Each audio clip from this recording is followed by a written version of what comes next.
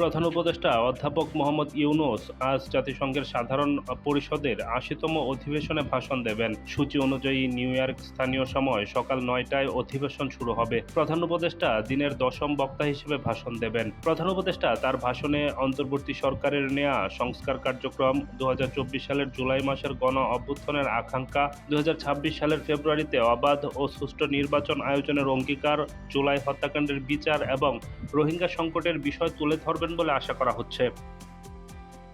প্রধান উপদেষ্টার প্রেস সচিব শফিকুল আলম বৃহস্পতিবার এক ব্রিফিংয়ে জানিয়েছিলেন, অধ্যাপক ইউনূস গত ১৪ মাসে অন্তর্বর্তী সরকারের সংস্কার কার্যক্রম এবং দেশের অর্থনৈতিক পুনরুদ্ধারের অগ্রগতি সম্পর্কে বিশ্ব সম্প্রদায়কে জানাবেন। তিনি আরও বলেন, গণতান্ত্রিক উত্তরণ নিশ্চিত করতে সরকারের নেওয়া উদ্যোগও ভাষণে গুরুত্ব পাবে।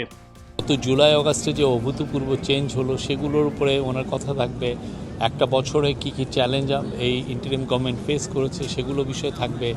এবং এই যে তিনটা যে মেজর যে চ্যালেঞ্জ ছিল, একটা হচ্ছে রিফর্মের কাজগুলো শুরু করা, আর একটা হচ্ছে যে ইলেকশনের কাজ করা, আর একটা হচ্ছে যে ট্রায়াল শুরু করা।